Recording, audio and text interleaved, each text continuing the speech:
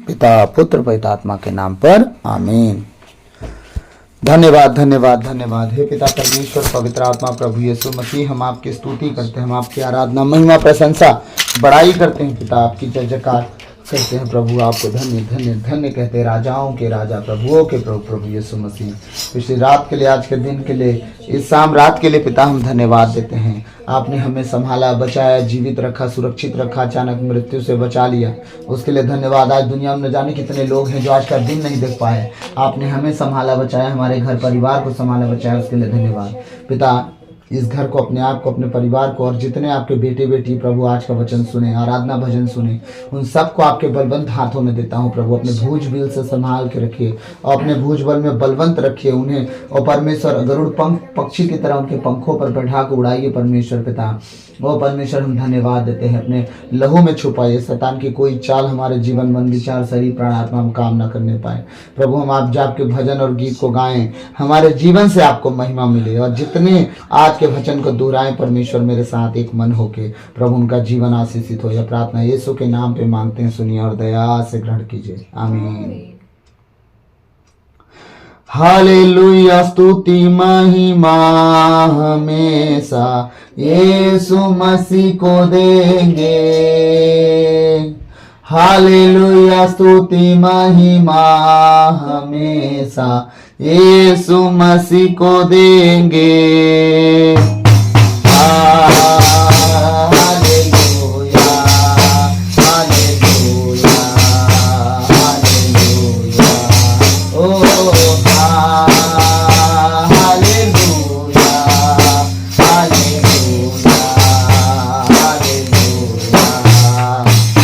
Hallelujah, स्तुति महिमा हमेशा यीशु मसीह को देंगे। हालेलुया, स्तुति महिमा हमेशा यीशु मसीह को देंगे। हालेलुया हालेलुया हालेलुया, ओ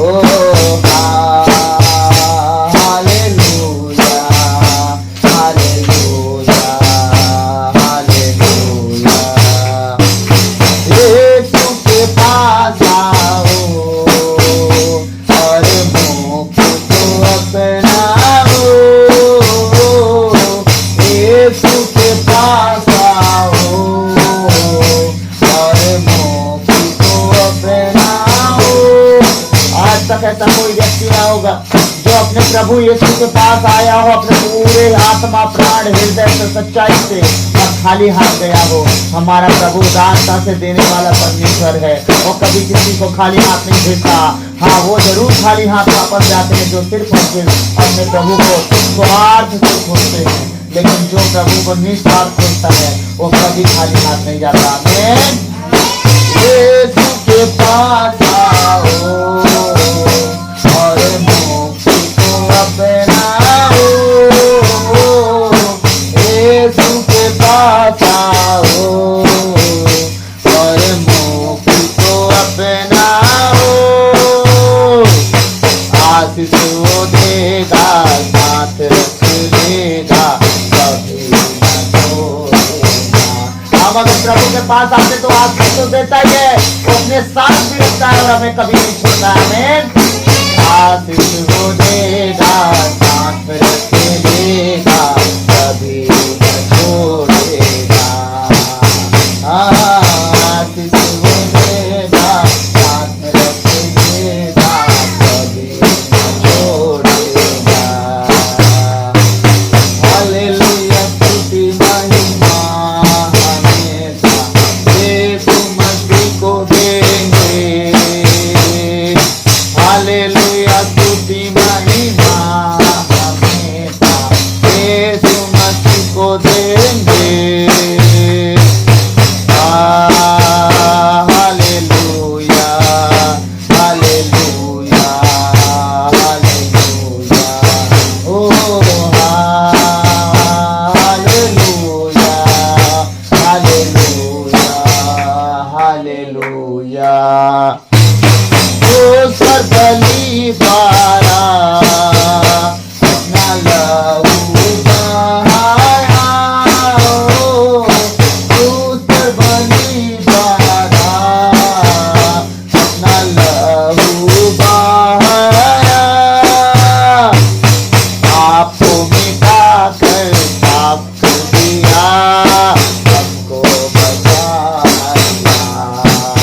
पाप को मिटा कर साफ कर दिया, को बचा लिया। हालेलुया स्तुति महिमा हमेशा यीशु मसीह को देंगे। हालेलुया स्तुति महिमा हमेशा यीशु मसीह को देंगे।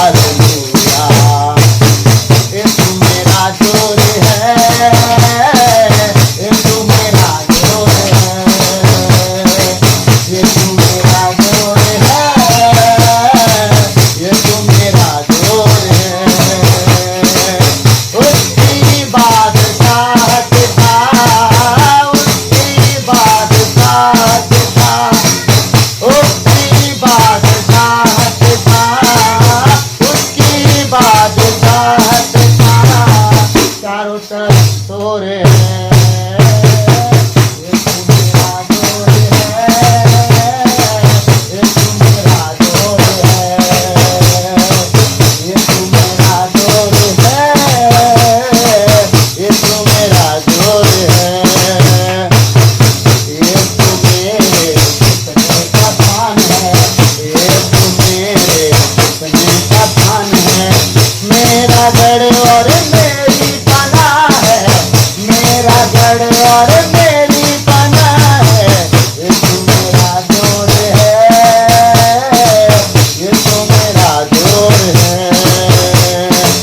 ये तू मेरा जोर है, ये तू मेरा जोर है, ये तू मेरे जीवन की राह है, ये तू मेरे जीवन की राह है, ये तू ही मेरा रहनुमा है, ये तू ही मेरा रहनुमा है, ये तू मेरा जोर है, ये तू मेरा जोर है, ये तू मेरा जोर है, ये तू मेरा जोर है, ये तू मेरे दिल का सुकून है, ये तू मेरे दिल का सुकून है, ये तू ही मेरे रूह का जुनून है, ये तू ही मेरे रूह का जुनून है, ये तू मेरा जोर है, हालेलुया, ये तू मेरा जोर है, ये तू मेरा जोर है, उसके बाद जात का, उसके बाद जात का, चारों तरफ शोर है, तू मेरा जोर है, ये तू मेरा जोर वाला तेरे मना पाला मला kada kada kada huta pala kada munde le tere por kero bori gan tere bariya pala tere मला kada kada kada huta pala kada munde le tere munde gan munde le tere तो नाचल लबार बहंदर नमा जो तेरे munde munde जाला हल्ला हो रहंदे Holy Ghost हर बीमारी cancel in the name of Jesus, हर वो मजबूरी जो खुदा उससे नहीं हो रही है, जिसको परमेश्वर तेरी सामर्थ के द्वारा सारी मजबूरी कैंसिल हो और तेरी सामर्थ के द्वारा भरपूरी मत की बाधा ना होली हम तेरे मंदिर के तेरे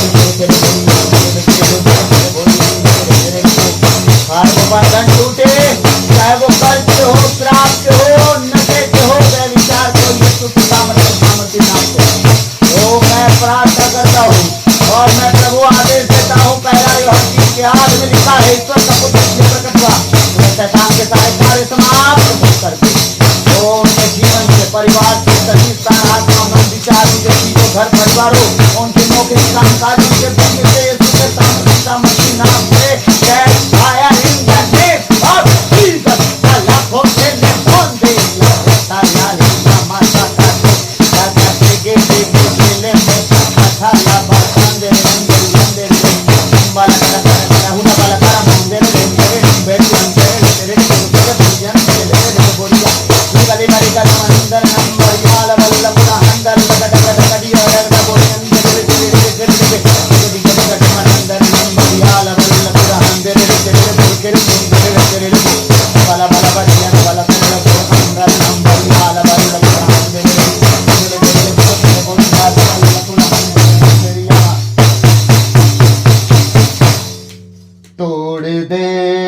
तोड़ दे मेरे सारे बंधन, तोड़ दे मेरे सारे बंधन, तोड़ दे। सब गाय कोई चुप न रहे अपने बंधनों को तोड़ने के लिए, चाहे घर की कोई कमी हो, चाहे जीवन की परिवार में कोई कमी हो, आज जीत मेरे साथ का एक महीने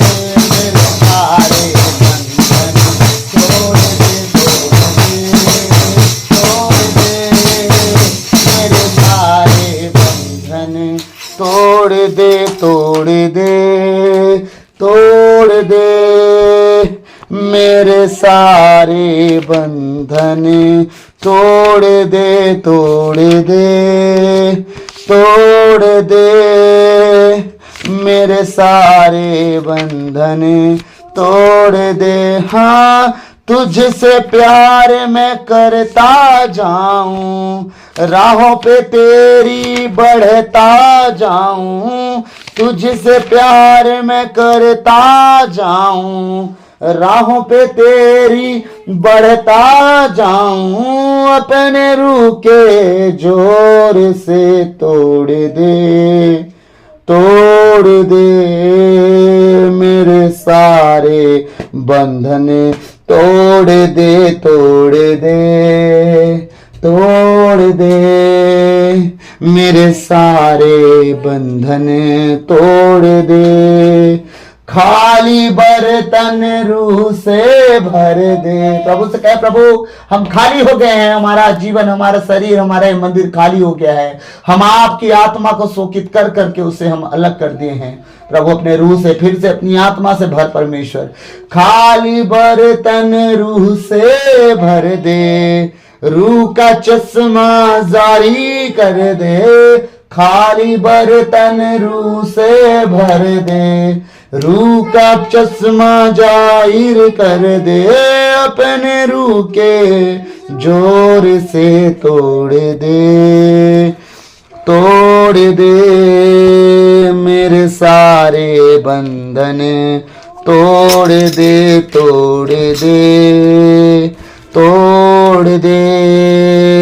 मेरे सारे बंधन तोड़ दे। बोले यीशु मसीह की जय। हमारे उद्धारकर्ता यीशु मसीह की, हमारे मुक्तिदाता यीशु मसीह की, हमारे चंगादाता यीशु मसीह की, हमारा छुटकारा दाता यीशु मसीह की। आमीन। आइए हम प्रभु के वचन में जाएंगे, मेरे साथ जल्दी से निकालेंगे पहला राजाओं का ग्रंथ अध्याय 14 पद संख्या 1 से 6। पहला राजाओं का ग्रंथ अध्याय 14 पद संख्या 1 से 6, पेज नंबर है 456, पुराना विधान। तो मैं प्रभु का वचन पढ़ने से पहले मैं हम सबके लिए दुआ करूंगा, फिर इसके बाद हम प्रभु में वचन में जाएंगे। धन्यवाद हो पिता परमेश्वर पवित्र आत्मा प्रभु यीशु मसीह, सुंदर समय के लिए प्रभु मेरे मुख पर पहरा बिठाइए, मेरे होठों के द्वार की रखवाली कीजिए। प्रभु आज बोलने वाला मैं नहीं वरन स्वयं आप मुझ में होकर अपने वचनों के द्वारा बातचीत करें, ताकि जब हम इस वचन को पढ़े सुने हम 100 गुना फल लाएं, हम पवित्रताई और खराई में जीवन जिए। इस वचन की कमी घटी जो हमें दिखा, उस कमी घटी से हम दूर होके सही रीति से आपके पीछे चले इस योग बनाइए। सारी बातों को आपके चरणों में रखते हुए ये विनती यीशु के नाम पे मांगते हैं, सुनिए और दया से ग्रहण करिए और आपके बच्चे परमेश्वर 100 गुना फल लाएं। आमीन। आइए हम प्रभु के वचन में जाएंगे। प्रभु का वचन कहता है, यरोबाम के विरुद्ध नबी की भविष्यवाणी।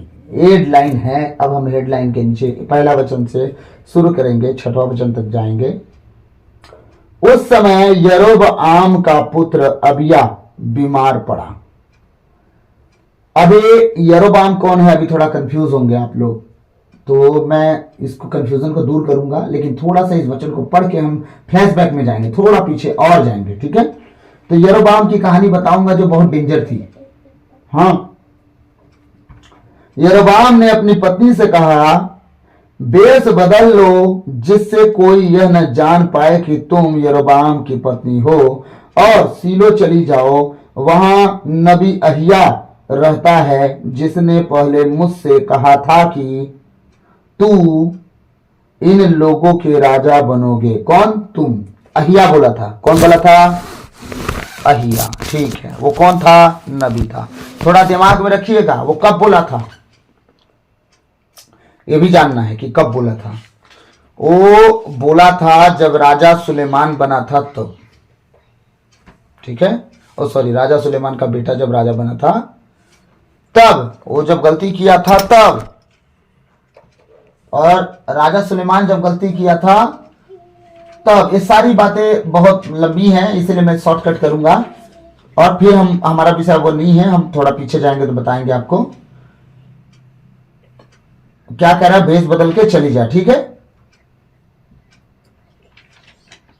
तीसरा वचन कहता है 10 रोटियां, कुछ पूरियां और 1 कुप्पी मधु साथ लेकर उसके पास जाओ, वह तुम्हें बताएगा कि इस लड़के का क्या होगा। 1 कुप्पी मधु कितना होता है मालूम है?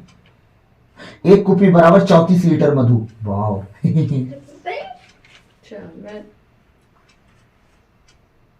1 कुप्पी मधु बराबर 34 लीटर। 1 कुप्पी तेल मतलब 34 लीटर। और हम लोग आज की कुप्पी में देखा जाए तो कौन सी कुप्पी, जो 1 पाव की कुप्पी होती है, हाँ, ऐसे डुबाते हैं या निकाल देते हैं। उस समय 1 कुप्पी बराबर 34 लीटर हुआ करता था। मतलब याद रखिएगा, परमेश्वर के लोगों से मिलने कभी कोई खाली हाथ नहीं जाया करता था, चाहे वो आशीष दे चाहे श्राप दे।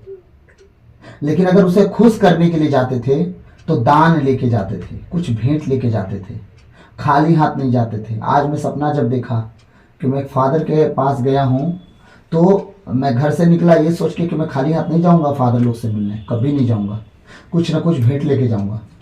तो सपना में देखा कि मेरे पास 75,000 रुपए हैं, 500-500 के नोट गड्डी में बंधे हुए हैं। और मैं बोला इतना पैसा मेरे पास आया कहाँ से भाई? और मैं फादर के हाथ में रख दिया। हाँ मतलब मैं आपके द्वारा रखवाया, अपनी पत्नी के द्वारा रखवाया। उनके हाथ में गया तो मैं बोला, मेरे मन में आया कि मैं सारा पैसा उनको दे दिया, अब घर कैसे वापस जाऊंगा? तो मैंने फादर जी से बोला, फादर जी थोड़ा सा दीजिए ना, कुछ ज़्यादा चला गया है आपके पास। सपने में बोल रहा हूँ मैं। जब उनके हाथ से मैं वापस लिया, वो तो मुझे वापस कर दिए। तो जब मैं उनके हाथ से वापस लिया तो प्रभु कहते हैं एक बात बता, मेरे लोगों के हाथ में देने के बाद तू वापस लेने की चाहत क्यों रखा? क्या मैं तुझे नहीं पुराऊंगा? तो मैंने डर के मारे माफी मांगा परमेश्वर से, फिर से फादर के हाथ में रखा। मैं ये बोल के, फादर जी थोड़ा नोट इधर उधर हो गए तो फिर याद आता था कि आपको कष्ट ना हो, है ना। तो मैं मतलब अपना जान छुड़ा रहा था ये बोल के कि मैं वापस क्यों लिया। सपने की बात बता रहा हूँ। हाँ, और हमारे फादर व्यतियुर के विषय में मैंने देखा ये सपना, जो आज पहले पत्तलगांव जिले में थे, वो जगह पे थे लुड़ेक में, अब दूसरे जगह गए हैं, लेकिन वो फादर व्यतियुर उनका नाम है। मैं उनके हाथ में दिया था। तो इस सपने का मतलब परमेश्वर आज मुझे बताया कि अपने अगुओं से, अपने परमेश्वर के अभिषिक्तों से खाली हाथ मिलने कभी मत जाना, जो तुम्हारे पास हो लेके जाना। तो ये महिला क्या की? अब राजा समझदार था, ठीक है, यरोबआम समझदार था। क्या बोलता है? तू भेष बदल के जा और नबी से मिलने जा। क्यों जा? क्योंकि वही मुझे इजराइल पर राजा ठहराया था। कैसे ठहराया था? हुआ क्या, जब सुलेमान ऊंचे स्थानों पर देव मूर्तियों के सामने दंडवत करने लगा 300 रखेलियों के चक्कर में, तो परमेश्वर का वचन नबी के पास पहुंचा। और यरोबाम किसके डर से भाग रहा था? राजा सुलेमान के डर से भाग रहा था। कहां भाग रहा था? वो भाग रहा था मिस्र देश में। इस बात को नोट करते जाइएगा, कहां भाग रहा था? मिस्र। परमेश्वर ने कहा था कोई भी इजरायली लौट के मिस्र नहीं जाएगा। क्यों? क्योंकि मिस्र से तुम मूर्ति पूजा सीख जाते हो। सिनाई पर्वत पर मूसा चढ़ा था 10 आज्ञा लेने, तो मूर्ति पूजा तुरंत होना शुरू हो गया था। हाँ, इसका मतलब वहीं से सीख के आए थे। मिस्र के देश के लोग मूर्ति पूजा करते थे, व्यभिचार करते थे और नाचते गाते दारू पीते, यही काम था उनका। इन लोगों को भी उनकी जिंदगी देख के बहुत मजा आती थी। आज हमारे ईसाइयों को देखिएगा, गैर जातियों को पार्टी डांस देखते तो उनको लगता है बड़ी मस्त जिंदगी है इनका, कितना मस्त डीजे में गा रहे हैं, नाच रहे हैं, एकदम मस्त चल रहा है। तो क्या करते हैं ईसाई लोग? सेम शुरू हो जाते हैं, फिर अपने घर में शादी करेंगे, ढुकुच ढुकुच ढाए ढाए शुरू हो जाएंगे। ये नहीं देखेंगे कि अपनी ब्लेसिंग खत्म करते जा रहे हो तुम ये सब करके। गैर जातियों की स्वभाव को धारण मत करना, प्रभु ने कहा है। हाँ, तुम्हारा स्वभाव स्वरूप मेरे जैसा हो, आनंद और शांति में। हाँ, गैर जातियों के लोग फिर चखना चाहिए उनको, फिर जाके कहीं कोना बैठ के दारू पियेंगे। और हमारे ईसाई लोग भी कम है क्या? वो लोग भी तो ही करना शुरू कर दिए। हाँ, अपने आप को जांचो कि क्या परमेश्वर ऐसा चाहता है आपसे। हाँ, आप कहोगे कि काना के विवाह भोज में तो ऐसा हुआ। आप बताओ, ऐसा दारू आप भी बना के पिला दो जो यीशु मसीह पिलाया था। जाओ अपनी स्त्रियों को बोलो मटका में पानी भरे, उसको तुम दारू बना दो और पियो। कितना नशा करता है? दारू बनाया यीशु मसीह। दिमाग खराब है सबका। हाँ, कौन सा अल्कोहल उसमें डाला था वो? कौन सा अल्कोहल मिलाया? हाँ, वो तो सिर्फ पानी था ना घड़ों मटकों में, और सेवकों से पानी डलवाया, वापस ले आके बोलते हैं सर्व करो, सबको बांट के पिलाओ। कहते तुमने सब पी के छक जाते तो तुम दूसरा लाके दे रहे हो। हाँ, मिलाया हुआ देते हैं, अब तुम अच्छा भी लाके दे रहे हो। वो कहा जाने कि नशा करने वाला नहीं है, प्योर है, ओरिजिनल, तुरंत का बनाया हुआ, बिना अल्कोहल। तो अगर जितने ईसाई लोग पानी को दारू बना सकते हैं तो पानी का दारू बना के पिए, नहीं तो बहानाबाजी बंद करें। यीशु मसीह का स्वभाव धारण करें, संसार का नहीं। जिस इजरायलियों की बात करते, कौन इजरायली बड़ा धर्मी था बताइए तो मुझे थोड़ा सा उस समय। खाली विरोध, खाली विरोध, परमेश्वर के विरोध, परमेश्वर के विरोध। इतने धर्मी होते तो सुलेमान के भवन में कबूतर और सोना नहीं बेचने बैठते कि प्रभु को कोड़े मार के हटाना पड़ता। बड़े धर्मी शास्त्री फरीसी थे तो। हाँ, इसलिए अपने दिमाग से बात नहीं करते। प्रभु जो कहता है अंगूरी पी के मत वाले मत बनो तो नहीं बनो। हाँ, क्या कह रहा है? 10 रोटियां, कुछ पूरियां और 1 कुप्पी मधु साथ लेकर उसके पास जाओ, वह तुम्हें बताएगा कि इस लड़के का क्या होगा। किस लड़के का? यरोबआम का बेटा पड़ा था बीमार। हाँ, और किस कारण बीमार पड़ा था? अब हम आते हैं थोड़ा सा पीछे, तब इस वचन को हम कंप्लीट करेंगे। फिर आगे क्या हुआ? 12 अध्याय का हम वचन खोलेंगे। 12 अध्याय में हम जाएंगे, 25 से 31 तक पढ़ेंगे जल्दी से वापस। हम 14 अध्याय 1 से 6 देख रहे थे, हम रुक गए हैं बीच में। हम 12 अध्याय में आएंगे और हम देखेंगे 25 से लेके 31 तक। यरोबआम ने एफ्राइम के पहाड़ी देश में स्थित सीखेम को किला बंद कर दिया और वह वहां रहने लगा। इसके बाद उसने पनुएल को बलिदान किला बंद बनाया। समझिएगा ना, यरोबआम है कौन? राजा सुलेमान के दिनों में इसने किया था बेईमानी और भाग रहा था कहां? मिस्र देश। तब ये हमारा नबी उसके रास्ते में उससे मिल गया, एक चादर लिया, उसके 12 टुकड़ा किया। 12 टुकड़ा जब कर दिया तो 11 टुकड़ा यरोबआम के हाथ में दे दिया। बोलता है तू इजराइलियों का राजा बनेगा एक दिन। और 1 टुकड़ा, जिस तरह परमेश्वर वादा किया था दाऊद को कि तेरा संतान इस गद्दी पर सदा विराजमान रहेगा, तो रहोबियाम को छोड़ दिया था। किसको? यूदा के घराने पे। तो 11 गोत्र टोटल चले गए थे यरोबाम के हाथ में। ये वो यरोबाम है। लेकिन ये क्या गलती किया कि इसका बेटा बीमार पड़ गया और वो ठीक नहीं हो रहा था और राजा बन गया है, लेकिन शर्म के मारे अपने नबी के पास नहीं जा रहा है, अपनी पत्नी को भेज रहा है। क्या पता परमेश्वर दया कर दे। अब देखते हैं आगे 26 वचन क्या कर रहे हैं। धार्मिक मतभेद। यरोबआम ने अपने मन में यह कहा, मेरा राज्य फिर दाऊद के घराने के अधिकार में आ जाएगा।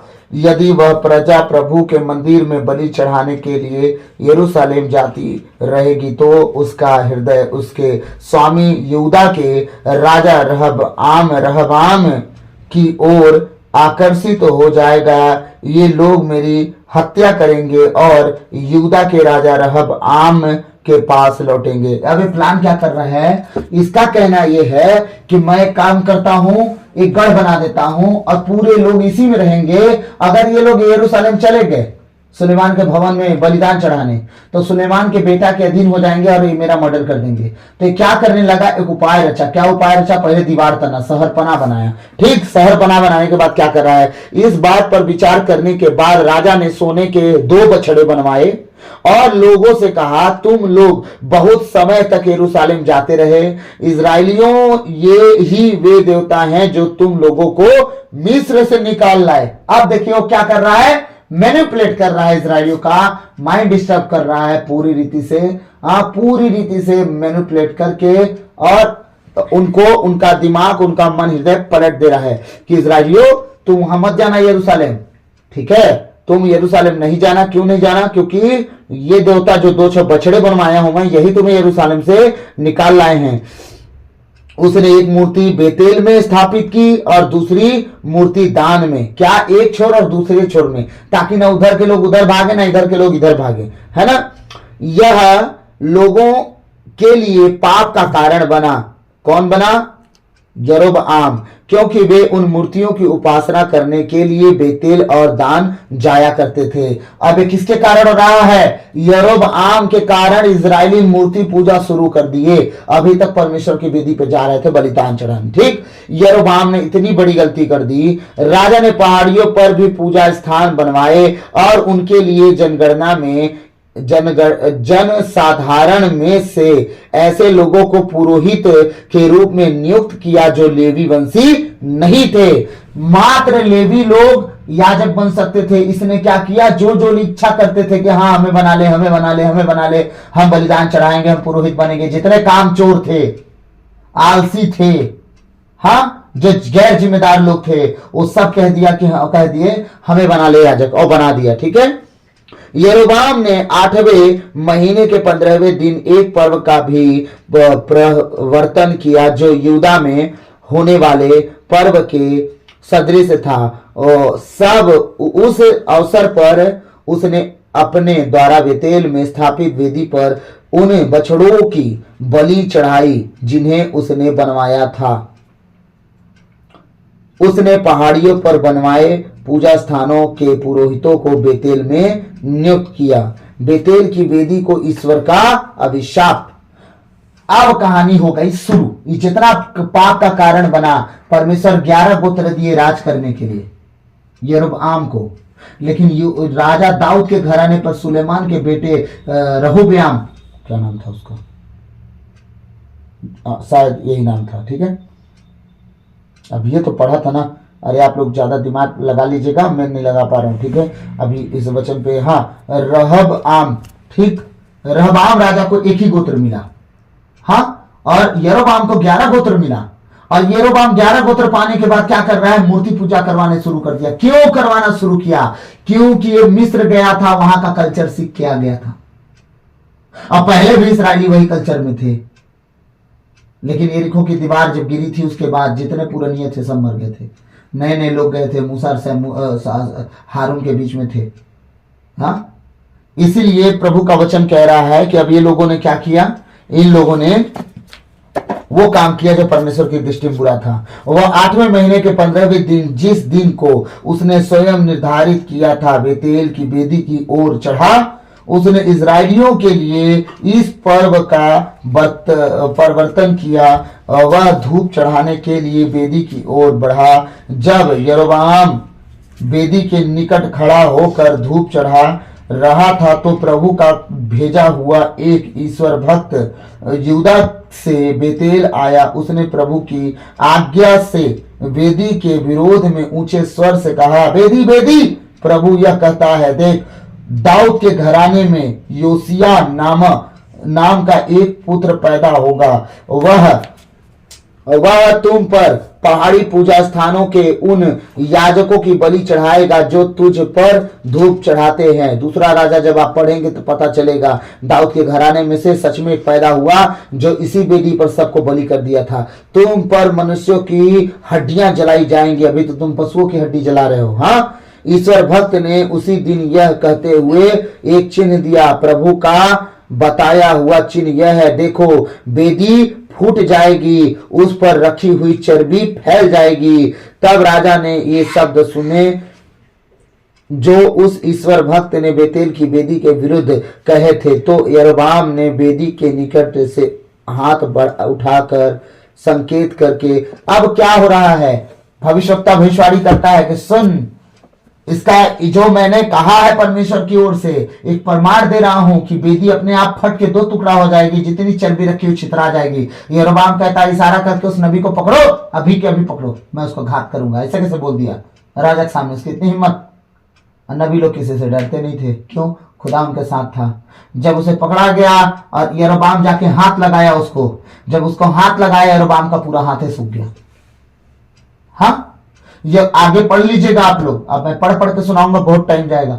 यरोबाम का हाथ सूख गया। अब वो कहता है कि मैं जान गया कि तू प्रभु की ओर से आया है, मैं मान गया तू प्रभु की ओर से आया, मेरे लिए विनती कर ताकि मेरा हाथ ठीक हो जाए। अब उसका हाथ ठीक हो गया और परमेश्वर का कोप उसके पहलौठे पर भड़क गया पूरी रीति से। अब हम 14 अध्याय में जाएंगे वापस, हाँ, और 14 अध्याय का 4था वचन से 3रा और 4था फिर शुरू करेंगे। अब क्या हुआ, जब उसका बेटा बीमार पड़ा और मरने के कगार पे आया, तब यरोबाम कहता है कि सुन, एक भविष्यवक्ता था जो मुझे बेतेल में मिला था, और वो 11 गोत्र 11 चद्र फाड़ के मुझे दिया था और बोला तू इजराइलियों का राजा होगा और तू भेष बदल के जा, उसके पास जाना तो भी मत बताना कि मैं कौन हूं, उससे पहले सारी बातों को रख देना, तब बताना, तो भेष बदल के जाना। हाँ, जब वो नबी के पास जाती है चुपचाप ये बताने के लिए कि मैं कौन हूं, मुंह छुपा के जा रही थी, मतलब अपना कपड़ा बदल के जा रही थी, वेश बदल के जा रही थी, लेकिन खाना पीना की चीज लेके जा रही थी। कहा था उस समय वो नबी ना बहुत बूढ़ा हो गया था और ठीक से देख नहीं पाता था और अकेले रहा करता था एक झोपड़ी में। ठीक, क्या 10 रोटियां, कुछ पूरियां और एक कुप्पी मधु साथ लेकर उसके पास जाओ, वह तुम्हें बताएगा कि इस लड़के का क्या होगा। किस लड़के क्या? यरोबाम का बेटा बीमार था। चौथा वचन कह रहा है, 14 अध्याय का चौथा वचन, राजाओं का पहला ग्रंथ। बहुत कंफ्यूज मत होइएगा, मैं पूरा डिटेल देते जा रहा हूं। यरोबाम की पत्नी ने यही किया, वह चलकर सीलो में अहिया के घर पहुंची। अहिया नहीं देख सकता था, समझ गया? अहिया देख नहीं सकता था। याद रखिएगा, हम देखने के विषय में देख रहे हैं, अभी तक हमारा दर्शन वाला आंखों के विषय में हम जो देख रहे हैं वो खत्म नहीं हुआ मैसेज। आंखों के बाद हम जाएंगे मन हृदय पर, फिर जाएंगे जबान और मुंह पे। ठीक है, वो देख नहीं सकता था। देखिए, शारीरिक आंखें उसकी कमजोर हो गई थी, बूढ़ा होने के कारण वो देख नहीं सकता था। अब आगे देखते हैं, क्योंकि बुढ़ापे के कारण उसकी आंखों की ज्योति धुंधली पड़ गई थी। प्रभु ने अहिया से कहा, देखो, यरोबाम की पत्नी अपने बीमार पुत्र के विषय में पूछने आ रही है, तुम उससे इस प्रकार कहना। ठीक है, क्या कहना अभी नहीं बता रहा है वो, जब वो डायरेक्ट बात करेगा तब समझिएगा। और dash dash dash dash full stop लग गया है कि प्रभु बोल रहा है डैश डैश डैश, ये कहना। अभी कब कहेगा? आगे कहेगा। अब वो आ रही है, वह आकर दूसरी स्त्री होने का स्वांग रच रही है। मतलब स्वांग मतलब नाटक रच रही है तो मैं दूसरी स्त्री हूं, मैं वो नहीं हूं, राजा की पत्नी नहीं हूं, बस मेरा बेटा बीमार है, कुछ उपाय कर, मैं दान भेंट लेके आई हूं, इससे तू खुश हो और मेरे लिए एक आशीष दे दे, बस तेरे मुंह से निकल जाएगा, मेरा काम हो जाएगा। ठीक है, ठीक है। अब वो तो धुंधला देखता था, वो तो स्त्री का मुंह देख के पहचान नहीं सकता कौन है, लेकिन यहाँ डैश डैश डैश जो प्रभु कर दिए उसका तो उपाय नहीं। क्यों? क्योंकि आत्मिक आंखें तो, आत्मिक हृदय, आत्मिक कान तो सब बता सकता है ना। अब देखिए क्या हो रहा है, 6वां वचन कह रहा है, जब वह द्वार पर पहुंची, हाँ, और अहिया ने उसके पैरों की आवाज सुनी तो उसने उससे कहा, यरोबाम की पत्नी अंदर आ जाओ। ले, सारा नाटक खत्म एक ही झटका में। हाँ, अब ये नाटक कहाँ चल रहा है? मैं आप लोग को लग रहा होगा कि मैं दुनिया भर का कहानी क्यों सुना रहा हूं, तो वचन पढ़ लेंगे। अरे इजराइलियों, ये सारे नाटक तुम्हारे घर में चल रहे हैं, भूलो मत, सारे नाटक तुम्हारे घर में चल रहे हैं, इसीलिए नाटक बताया जा रहा है। पूरी जिंदगी मनमानी जियोगे, जहां मन में आओगे कूद जाओगे, थोड़ी सी परेशानी होगी वो जहां सोखा खोज लोगे। जब पूरी विपत्ति से तुम बाहर नहीं आ सकते, जब अपने आप को बचा नहीं सकते, तब कहां कूदते हो? परमेश्वर के अभिषिक्तों के पास। क्या करने के लिए? हमारे लिए प्रार्थना कर दीजिए, हमारे लिए प्रार्थना कर दीजिए। अब मैं बता रहा हूं, अभी पूरा बात खत्म नहीं हुआ है, प्रार्थना करवाने आई है ना वो अभिषिक्त से, अभी वो प्रार्थना करेगा। देखिए कैसे प्रार्थना करता है, तब आज बुद्धि खुल जाएगी कि बलिदान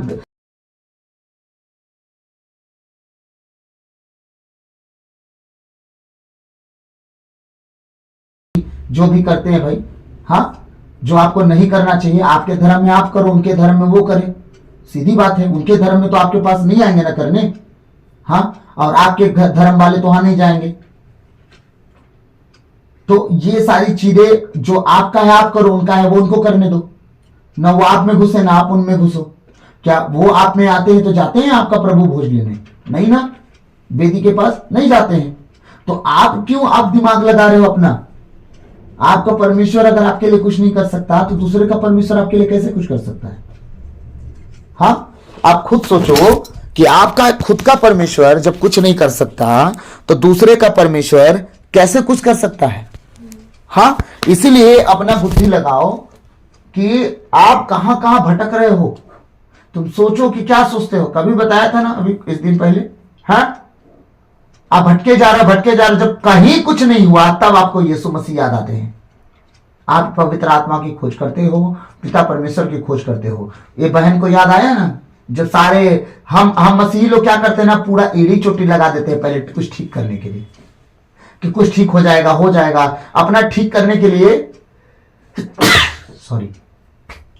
ठीक करने के लिए एड़ी चोटी लगा देते हैं, पूरी दुनिया घूम लेते हैं, सबसे सलाह लेते हैं, थक हार जाते हैं, तब प्रभु को खोजते हैं। यरोबाम जब जान गया कि मेरे बेटे का कुछ नहीं हो सकता, तब उसको परमेश्वर याद आ रहा है, और नबी याद आ रहा है, प्रचारक याद आ रहा है, अगुआ याद आ रहा है, हमारे फादर प्रीस्ट याद आ रहे हैं। ठीक, अब ये आती है भेष बदल के, सीधे अगुआ बोलता है, यरोबाम की पत्नी का स्वांग रच रही, चुपचाप अंदर आ जा, मुझे पता है तू कौन है, नाटक मत बता। ठीक, अंदर आ गई। जब वह द्वार पर पहुंची और अहिया ने उसके पैरों की आवाज सुनी, तो उसने उससे कहा, यरोबाम की पत्नी, अंदर आ जाओ, तुम दूसरी स्त्री होने का स्वांग क्यों रचती हो। अब आगे बढ़ते हैं हम, कि प्रार्थना करवाने आई थी ना, तो प्रार्थना होना चाहिए था। आज हमारे लोग क्या सोचते हैं, हम सारा कर्म कर देंगे, जो जी में वो करेंगे, हम जहां जाने का मन करेगा करेंगे, लेकिन जब यीशु मसीह के पास आएंगे तो तुरंत हमारे लिए ले हैंड हो जाना चाहिए, हमारा चमत्कार हो जाना चाहिए। बस लो, चमत्कार अभी दे रहा है, मैं नमूना दिखा रहा हूं आज एकदम अच्छे से। जितने लोग सोचते हैं ना कि सब हम करेंगे अपनी मर्जी से, यीशु आशीष दे देगा, लो आज हम आपको बताते हैं कि क्या आशीष मिला उसे ना, और उसका बेटा कितना अच्छे से ठीक हुआ। ठीक, 7वां वचन कहता है, मुझे तुमको बुरा समाचार सुनाना है। ले, वो तो आई थी प्रार्थना करवाने, बुरा समाचार सुनाना है मतलब, तुम यरोबाम के पास जाकर यह कहो, प्रभु इज़राइल के ईश्वर का कहना है कि मैंने तुम्हें लोगों में ऊंचा उठाया और तुम्हें अपनी प्रजा इज़राइल का शासक नियुक्त किया। परमेश्वर किया कि नहीं? 11 गोत्र का राजा बना दिया यरोबाम को, जो कुछ भी नहीं था, राजा सुलेमान से डर के भागने वाला व्यक्ति। 11 गोत्र का राजा परमेश्वर बना दिया उसको। और देखिए क्या कह रहा है, मैंने दाऊद 7 वचन, मुझे तुमको बुरा समाचार सुनाना है, तुम यरोबाम के पास जाकर यह कहो, तुम इज़राइल के ईश्वर का कहना, प्रभु इज़राइल का ईश्वर का कहना है कि मैंने तुम्हें लोगों में ऊंचा उठाया और तुम्हें अपनी प्रजा इज़राइल का शासक नियुक्त किया। मैंने दाऊद के घराने से राज्य छीनकर उसे तुमको दिया, परंतु तुम मेरे सेवक दाऊद के समान नहीं निकले, जिसने मेरी आज्ञाओं का पालन किया। वाह, प्रभु दाऊद को अपना सेवक बोलता है। सेवक कौन होता है? जो आज्ञा मानता है। आज्ञा टालने वाला सेवक थोड़ी होता है। दाऊद उसकी आज्ञा मानता रहा, गलती किया, माफी मांगा, और इन लोगों ने क्या किया? बलिदान किया, दुनियादारी किया, माफी कभी नहीं मांगा। परमेश्वर की आज्ञा के विरोध गए, कभी भी नहीं कहे प्रभु जो तू कहेगा वो मैं करूंगा। नो, सब अपनी मर्जी से चल रहे हैं। हाँ, न निकला, जिसने मेरी आज्ञाओं का पालन किया था और मुझे प्रिय लगने वाले कर्म करते हुए संपूर्ण हृदय से मेरा अनुसरण किया था। कौन? दाऊद। परमेश्वर को जो जो काम प्रिय लगते थे वो सारे काम हृदय से करता था। हाँ, तुमने अपने से पहले के सब लोगों से अधिक कुकर्म किए। ले, अब परमेश्वर का वचन क्या आता है के पास? यरोबाम ने अपने से पहले आए जितने इजरायली थे उनसे ज्यादा कुकर्म तुमने किए। तुम तो खुद याजक छोड़ो, अपने आप को वेदी पर चढ़ा के बलिदान शुरू कर दिए। याजक का भी पद तुम हासिल कर लिए। हाँ, मूर्तियों के सामने तो चल ही गए, अपने हाथ से मूर्ति तो बनवा ही लिए। हाँ, तुमने अपने से पहले के सब लोगों से अधिक कुकर्म किए। तुमने अपने लिए अन्य देवता ढली मूर्तियां बनवाई। तुमने मुझे अप्रसन्न किया और मुझे त्याग दिया। हाँ, इसलिए मैं यरोबाम के घराने पर विपत्तियां ढाऊंगा और इज़राइल के सब पुरुषों को, चाहे वे स्वतंत्र हों या दास, नष्ट करूंगा। मैं यरोबाम के घराने को वैसे ही भस्म कर डालूंगा जैसे कोई कंडे को जलाकर राख कर देता है। जिनके घर में कंडा होगा गाय के गोबर का, वो जब जलता है तो व्हाइट कलर का कंडा राख बन जाता है, और इतना बुरा वाला राख बनता है उसका कुछ वजूद नहीं बचता है, इतना बुरा वाला राख बन जाता है। परमेश्वर कहता है उसी तरह मैं भस्म कर दूंगा। यहां तक कि आगे क्या कह रहा है? यरोबाम के घराने का जो कोई नगर में मरेगा उसे कुत्ते खाएंगे, और जो खुले मैदान में मरेगा उसे आकाश के पक्षी नोच कर खाएंगे, यह प्रभु की वाणी है। ले, क्या करने आई थी? आशीर्वाद लेने बेटा के लिए। पूरे घराने पर श्राप चढ़ गया यरोबाम के चक्कर में। यरोबाम के चक्कर में वो गया, उसके बेटे गए, उसके पोते पर पोते चले गए। बोलता है अब जो नगर में मरेगा कुत्ते खाएंगे उनका मांस, और जो बाहर मरेगा चिड़िया नोच के खा जाएंगे उनके मांस, उन्हें दफनाने वाला कोई नहीं मिलेगा। ये खुदा की वाणी है, प्रभु की वाणी है। क्या करने आई थी? आशीर्वाद लेने। क्या मिला उसको? खुदा की ओर से भयानक कहर मिला। और जो बच्चा बीमार है उसके लिए भी आशीर्वाद। क्या? अभी देखिए ना आगे क्या मिलने वाला है।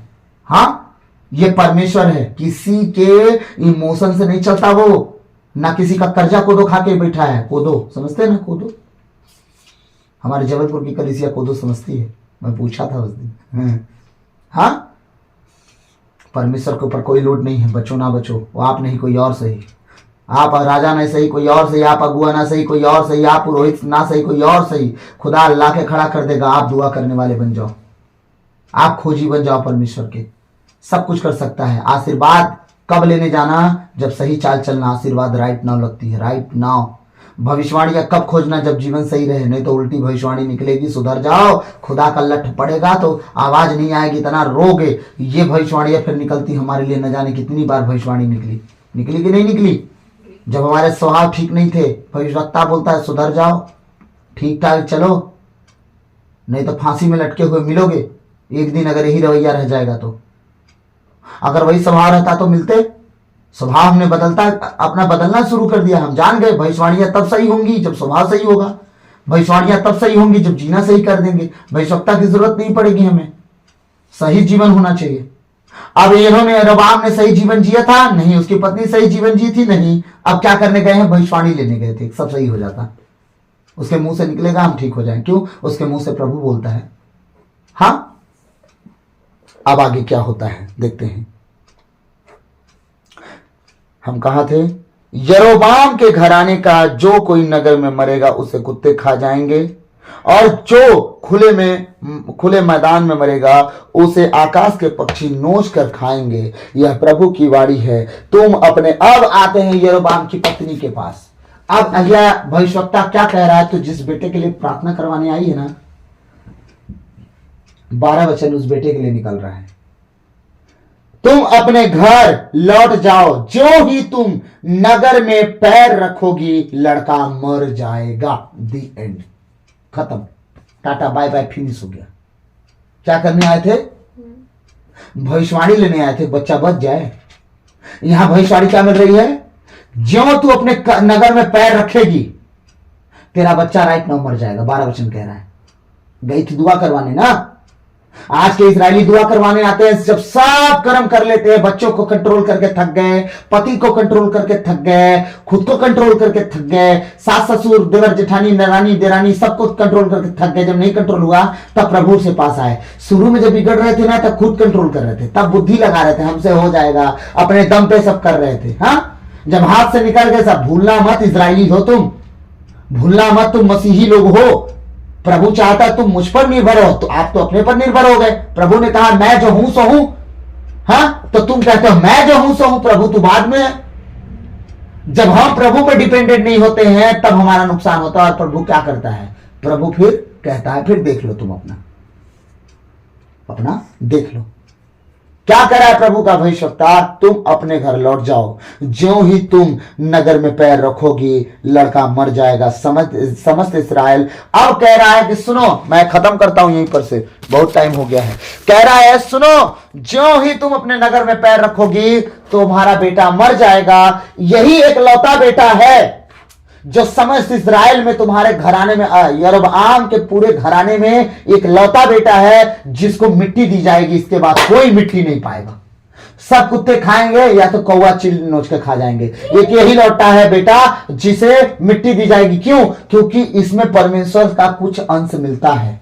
ये परमेश्वर के अंश में थोड़ा जीवन जिया है। इस बच्चे के अंदर थोड़ा सा परमेश्वर की दया है। यही बच्चा एक लौता है जो मिट्टी पाएगा, वरना कोई मिट्टी नहीं पाएगा। अगर वो स्त्री होशियार होती, अगर वो औरत होशियार होती, उस नगर में पैर रखती। अगर बुद्धि होती उसके पास, हाँ, थोड़ी सी भी बुद्धि होती। ये कहा गया था, वचनों पे ध्यान रखने की बात है, ये कहा गया था ज्यों ही तू अपने नगर में पैर रखेगी बच्चा मरेगा, ना रखती ना मरता। वो वहां नबी बोला था, क्या बच्चा वहां मरा? नहीं। वो कदम रखी आगे, देखिए पढ़िएगा, आगे कदम रखी वो अपने नगर में, ज्यों ही कदम रखी बच्चा मर गया, रोना पीटना चालू हो गया। वो क्या कहती अपने पति से, नगर के बाहर मेरे लिए एक घर बनवा, मैं नगर के अंदर से बाहर से अपने बच्चे को झांकते रहूंगी, बीमारी से ही जिंदा तो रहेगा। हाँ जिंदा तो रहेगा, बीमारी से ही जिंदा तो रहेगा। हाँ तुझसे मिलूंगी कैसे? तू आ जाना, मैं नहीं मिलूंगी, आके तू आ जाना। बुद्धिमान होती तो कहती ना, रात दिन दुआ करती। हाँ राजा क्या करता, टाट ओढ़ लेता, अपने वस्त्र फाड़ लेता, राख लपेट लिया। परमेश्वर क्या माफ नहीं किया दाऊद को? क्या राजाओं को माफ नहीं किया? सारी गलती याहाब राजा को माफ किया भाई। राजा हाब इजबेल कितना पाप करवाई इजरायलियों से। हाँ जब अपने वस्त्र फाड़ लिया और टाट ओढ़ लिया, टाट का कपड़ा पहन लिया, दबे पांव चलने लगा, 5 गुना नम्र बन गया, उपवास में आ गया, परमेश्वर कहता है नहीं मारूंगा, छोड़ दे, जाने दे।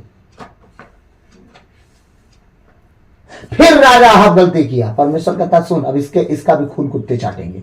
जब राजा हाब मरा था, उसका खून रथ में जाके डम गया था। जब रथ पोखरा में धोनाने गया था ना, उसका खून कुत्ते चाट रहे थे। ये दिन आ गए, सोच के देखिए, परमेश्वर जो कहता है वो पूरा करता है। इसीलिए परमेश्वर के सामने बड़ी हिसाब से चलिएगा। आपका स्वभाव, आपका नेचर, आपका ईमान, आपका धर्म परमेश्वर के प्रति झुकाव में रहे। ज्यादा बुद्धि लगाएंगे, परमेश्वर इतना पिटेगा कि आवाज नहीं आएगी। यरोबाम के बच्चे की तरह कहानी खत्म हो जाएगी। बैठ के रोते रहना, प्रभु ने हमारे लिए कुछ नहीं किया। जब प्रभु करना चाहता था तब तो तुम खुद जोर लगा रहे थे, अपने दम पे चल रहे थे।